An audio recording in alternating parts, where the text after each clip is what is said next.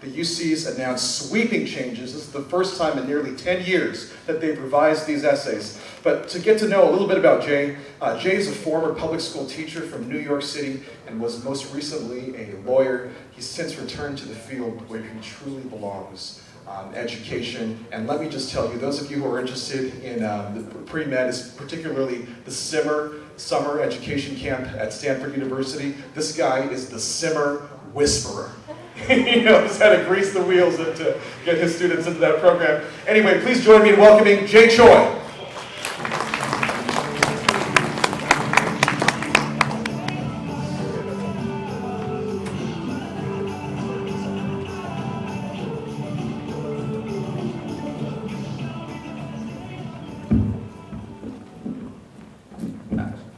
Hello everyone, my name is Jay, and FYI, I've never approved the Simmer Whisperer nickname, so I don't know where that came from. So I'm coming to you from the coveted number 3 speaker spot, where you might be wondering things like, how many more hours of the sun do we have? And I hope this guy isn't boring. I also noticed a lot of students in the audience today, and I really want to express my profound respect, because it is a Saturday. And I know how the conversation went. You know, you went to dad and mom, you were like, hey, there's this awesome education seminar this Saturday. And your dad looked at you and was like, son, that's my day off. And you were like, hey, this is my future, it's important. Then after a few back and forths, we're all here. All right, so while you're here, let me talk to you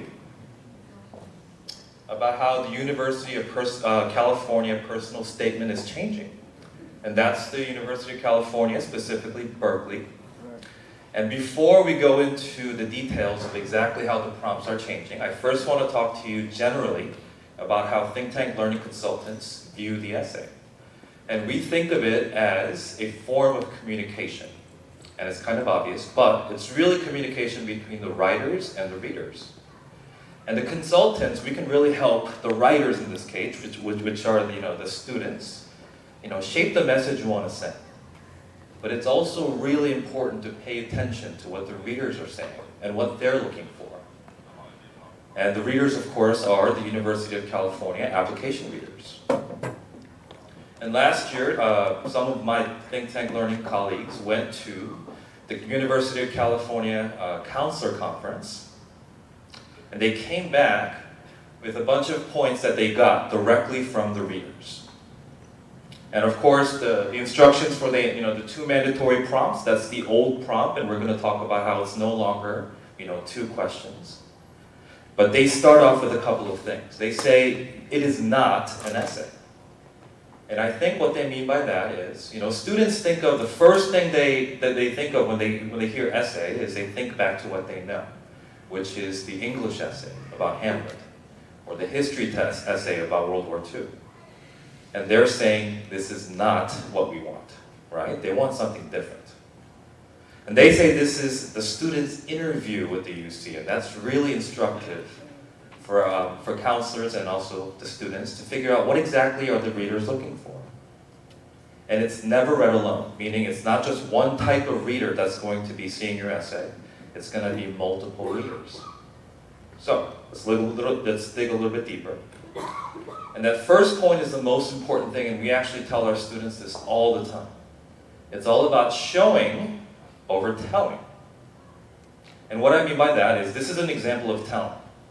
A student might start their essay, if they're kind of left alone, they might say stuff like, I'm a hard worker, I have a really good work ethic, I'm really passionate about what I do, and I know I will succeed at your campus, right? That's them telling the reader what they think about themselves. It's giving themselves a bunch of labels. And the thing about that kind of essay is anyone can write it, even if it's not true, right? Now, an example of showing is, instead of telling them you're a leader, if you actually shared a story about the time where you were the president of the Asian Students Association, and you helped organize this big event, 500 people showed up, and you had a bunch of slackers on your club, and you convinced them and you inspired them to do their part. And this is a way of you showing them, with actual details and a narrative, that this is the kind of leader I am. And I think that's what they really want to see. And then the next 6 points For your information, it says, and it's really tempting to look at these points and read them literally.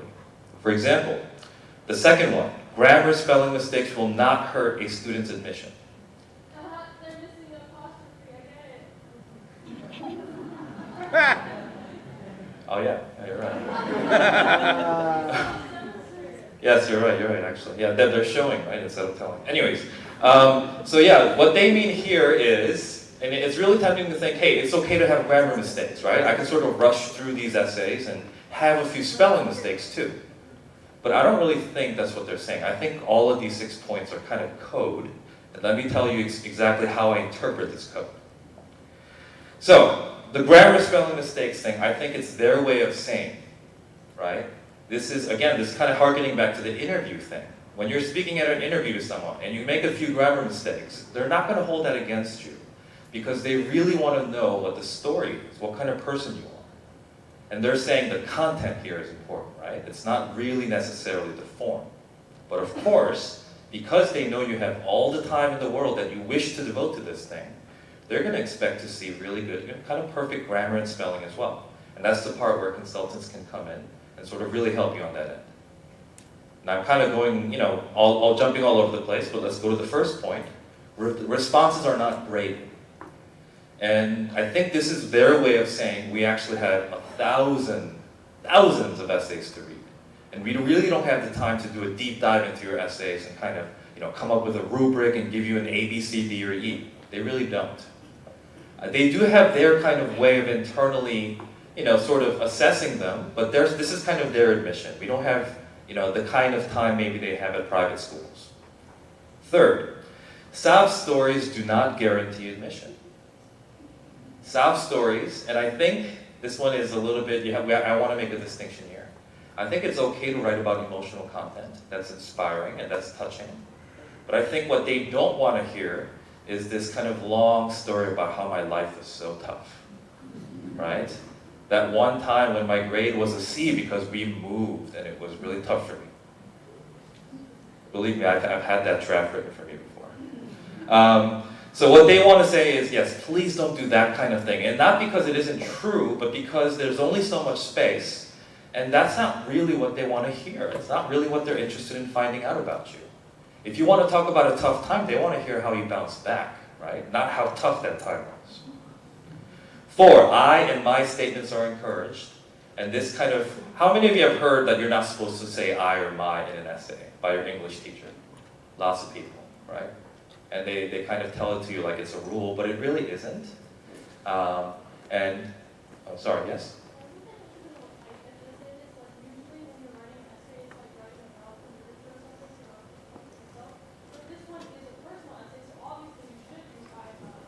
That's what I was about to say. So yeah, it depends on the type of the essay, but they also kind of want to, avoid having you write too much of the whole I and my thing because it can get to be too much. But like our student said right there, this is really a story about you. So it's okay to kind of disregard that ironclad rule you heard in English class and use some I's and my's, right? One response is read by all UC campuses the student applies to. This I think a lot of you probably know already. It's gotten a lot simpler. You just send it to one place and all 9 campuses get to read the essay if you're applying to them. And lastly, students don't have to entertain us. And I think what they mean is, and of course, they do want kind of interesting and entertaining essays, but they also know that most of you guys are not professional comedy writers, so with the jokes and the risk-taking, really, really think about it, right? Because there's some people who try to do a little bit too much on the entertainment side and lose the main point of the essay, which is to talk about something important about yourself. All right, now, we go into the details. This is what the prompt used to look like. So feel free to take slides, but this is no longer the case. Prompt number 1 was describe the world you come from, and number 2 is tell us about a personal quality or talent. The common thing about both of these prompts are they're very general. So in fact, when I'm first starting off on a personal statement process with my students, and we're doing brainstorming, I actually don't do a whole lot of reading the prompt very carefully word by word, because I really don't think that's really that important at the brainstorming stage. As long as we come up with that amazing story, that story that's significant to you, and it really tells us how you think and what kind of values you have, chances are it's going to fit into one of these two prompts, right? And because we are going to try to talk about a lot of different stories, and we're going to take notes while I'm asking you these questions, we're going to have 6 or 7 things worth writing about. And it's going to cover not only these prompts, but the 4 that you're about to learn that you are going to have to start writing starting from next year, the 4 essays. Now, of course, they actually have 8 questions. I couldn't really even fit them all on one slide. So out of the 8 questions, they want you to pick 4 of them and write 350 words maximum for each essay. So that's about 1,400 words total. And I think that's actually a good thing. We used to have 1,000 words total, but 1,400 words means you have a little bit more space to explain to the reader who you are. And I think, again, that's more opportunity for us. Again, you're going to see a common thread with these questions. Describe an example of your leadership experience. Every person has a creative side. And what would be your greatest talent or skill? Again, very general questions, which, by the way, I asked my students anyway, before I even knew about these prompts, during the brainstorming session. Please feel free, a couple of seconds if you'd like to snap a shot. All right. And then these are the next questions 4 through 8. And again, describe how you've taken advantage of a significant educational opportunity, the most significant challenge, your favorite academic subject, what have you done to make your school or your community a better place, and what is the one thing that sets you apart? So you got to just choose 4 of these 8. And again, not only me, but every one of our TTL Think Tank Learning Consultants, we ask our students all of these questions starting in June. All right, so now I've done a little bit of a lecture style thing for the first 10 minutes or so, and I think I'm going to start to follow my own advice and do a little bit more showing than telling. And I would like to tell you about this one specific student, and I'm going to call her Jane. It's not her actual name, but we feel like it's really important for privacy reasons to use a pseudonym. And Jane was a pre-med student. She was interested in doing pre-med. She actually came to us as a 12th grader, as a senior, in about September, October. And for that reason, a lot of her kind of, the extracurricular criteria that you heard Leah speak about, a lot of it was already set in stone. We didn't have a whole lot of time to change it. So kind of you can see, she was a violinist, she was an artist, she kind of went to an art studio outside of school. She was part of the community service club, and she was also part of the Asian Students Association. And not only was she part of that association, she was actually the president, so she had a leadership role. And she also did, built houses in South America, which I'm sure some of you might do. And she also volunteered at the church functions. Their family was a very religious family, and this was kind of an indication of how strong their faith was. And this is actually the extent of our extracurricular activity. It's actually not a very bare profile. It's pretty solid. But if we're kind of thinking about, covering every stone, and thinking about significant projects, and thinking about internships, and thinking about the fact that Jane wants to be a pre-med student, but we don't really have any hospital experiences here, there's some things that I regret.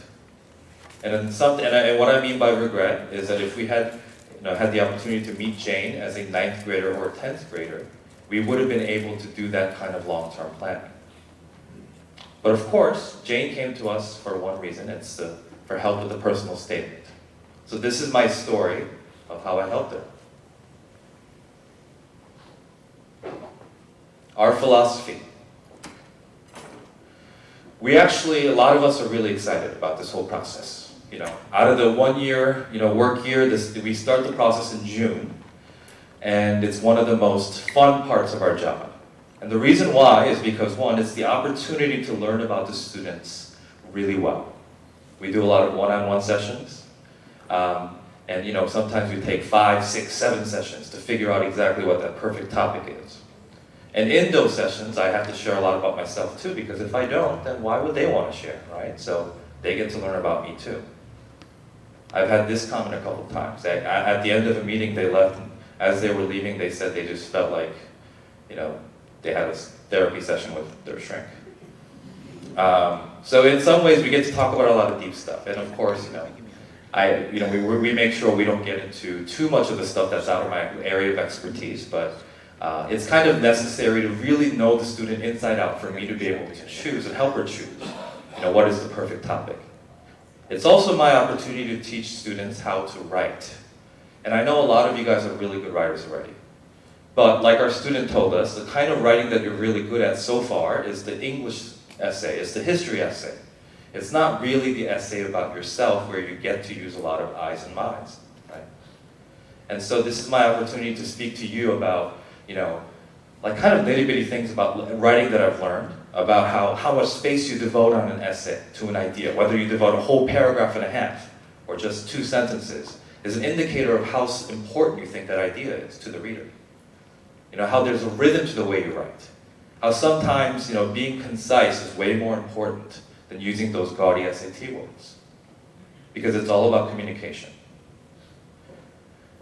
As long as it takes as much work as it takes, and that's the part where I said some of you might have thought, whoa, that's a lot, but sometimes it takes us 4 or 5 sessions to figure out what that golden, treasure topic is. Ownership and initiative. This is really important for all of us at Think Tank. We want to make sure that after you've had these sessions with us, the next time you have to write an essay like this, maybe it's for an internship in college, maybe it's for grad school, we want to make sure that you feel ready to do it on your own, and that you're not going to look around for someone to hold your hand. And so what that means, there are going to be several times when I stop myself if I feel like I'm doing a little too much helping, and I'm doing a little too much editing. And I'm going to say, this is on you, right? And lastly, integrity and ethics. There's always going to become a time when we feel like there's this very kind of hard line where we're not going to cross, where we feel like this essay has to look like it comes from you. Because a lot of our readers are very sophisticated, and they can tell if an essay is too adult-like, right? So there's going to be a point in the editing process where I just don't go, as far as maybe some of the students would like. But I think that's in the end that's important. Gosh, I promised showing and I did a lot more lecturing. Okay, here's the showing part. So when Jane came into my office the first time, I could tell she was very quiet. She was very introverted. Her words were very measured. And whenever I asked her questions, I got a lot of one-word answers. So Jane, what's your favorite subject? Math. What do you like about math? I think it's easy. What else do you like? Do you like reading and writing? No, it's not bad. What kind of clubs are you in? The Asian Students Association. What do you do there? I'm a president. How many events have you organized for? Okay, so on and on, right? So this is something that we see a lot. And it can feel intimidating sometimes for consultants. That's me, that's what I do too. I'm that same introverted, shy person who gives a lot of one-word answers. So I feel like I kind of know how to talk to Jane. And this is where the questions part comes in. And because of my legal training, I am kind of, in some ways, annoyingly good at coming up with these rapid-fire questions. Socratic method style questions. Where I keep asking, and then what happened? And then what happened? Out of all the words you could have used, why did you choose that word as an answer to my question? Why did you say that? And what did you think about that? And before long, Jane is finding herself giving me longer answers. And that's really important because one, it's kind of a microcosm of how I expect the essay to be, which is one real deep dive into one enriching story. It's not going to be a resume style, step 1, step 2, 6, number 5 thing I did, number 6 thing I did. That kind of writing is boring, especially in a 350-word essay. So I want her to get used to doing a deep dive into every topic we explore. Second, we're building trust, right? She has to know that I'm not just asking these questions just to do a job or just because I'm compelled to, but that I'm really interested in hearing. And I think, because I really am interested in hearing it, it's hard for me to fake that part. I really, really want to hear a little bit more about why that you give me the answers that you give. Okay, and then documenting the answers, this part is important. The student never, for me personally, I know that some of the other consultants have their own style and it's all effective in its own way. For me personally, I make sure the students don't take any notes. That's my part. And I want the students to feel free to just give me answers. And I write down everything. And I make sure we don't miss anything. Because even if we don't use it for essay number 1, we might use it for essay number 2, 3, 4, or that supplemental essay later on for private schools. And the whole point of this is do all the brainstorming right now and not have to do any more of that later on. Kind of have our, kind of collection of ideas right now. And then picking the topic. All right, this is sometimes the hardest part for me, but it's also the most fun. So Jane and I had a lot of conversations about the first 4 sessions, and we still haven't chosen. We still haven't written a single word. And I could tell Jane is too polite to kind of tell me this, but I can sense she's kind of thinking, hey, when are we going to get this thing started? It's already October. I'm a senior. Deadlines are coming up in a month and a half. And I kind of make sure to tell her at this point, hey, you know what? It's actually okay. And this is kind of one of the biggest lessons I can teach all my students. The essence of writing is not the writing itself. It's not when you're typing words. It's all the preparation that comes before it. It took me until college to learn this. And once I learned it, I realized if I spent 12 hours on an essay, 9 of those hours were spent thinking about what I was going to write. And this is kind of us practicing that. So on day 6, Jane suddenly tells me, kind of offhandedly, she says, well, that was that one time when I almost died. And I said, what? You didn't tell me about that. What happened there? And she said, oh, it happened when I was really young, and I didn't know if it would really fit. I thought we had to write about what happened in high school. And I said, oh, just tell me what happened. And she said around 1st or 2nd grade, she went into the hospital for what was supposed to be a routine surgery. And it was supposed to be really simple. She was supposed to be in and out of the hospital that day. And then she got into the anesthesia, and she kind of fell into sleep. And later on, she woke up because the anesthesia was wearing off, and she remembers seeing a lot of blood. And she remembers looking up at the doctor, and the doctor looked worried, which is super scary for a kid on the surgeon table. And then she looked over and she saw her parents, and they were crying. They looked worried too. Before long, they realized she was awake, so they gave her more anesthesia. And then this time, a 2nd doctor stepped in. Thank God. And this time, he patched her up, and he fixed her up. And the next time she woke up, there wasn't any blood. And the doctor told Jane, hey, Jane, you're going to be okay. It was a little touch and go there for a second, but you're going to be fine. And she looked over at her mom, and she was crying, but this time she looked relieved. And now, the other part of my legal training is starting to fire up, right? Lawsuits, malpractice, damages, money. And that's the first question I asked Jane. Hey, I bet your parents have all kinds of lawyer friends circling around, giving them advice, saying, pick me, pick me. And she said, yeah, that's what happened. And I said, okay, so your parents sued, right? And she said, no, they didn't. And I said, what? Why not? And this is, shy Jane, timid Jane, the first time kind of looked me in the eye, with as much confidence as I've ever seen her. And she said, oh, my mom told me that once we had you back, we really didn't care at all about the other stuff. And I kind of had chills. And that's when I realized from that story, I started to realize, I knew a lot about, suddenly, all of a sudden, I knew a lot about the type of person her mom was, who I've only met, when she was dropping off Jane, just saying hi. And I realized this kind of diminutive, Asian woman had way more strength than I had ever known. And she had the capacity to forgive things that I probably won't be able to.